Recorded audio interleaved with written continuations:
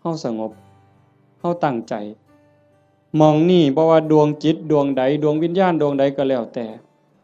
สิล่องลอยมาพบมาพ้อมาเห็นอดบ่ได้ย่อมอ่อนซ่อนย่อมอนุโมทนาเพิ่นสิได้นำเฮาตอนเพิ่นอนุโมทนา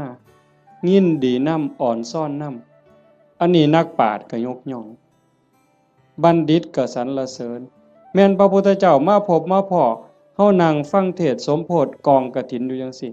พระองค์ก็ย่อมอนุโมทนาสาธุจังซั่นจังว่าบุญตรงนี้เกิดแน่ๆเกิดหลายซ้ำเลยบ่แม่นแต่อาตมาเว้าโยมได้ไหว้พระโยมได้ถวายทานโยมได้สมาทานศีลได้ฟังพระเพิ่นสวดมาติกาสักบงสุกุล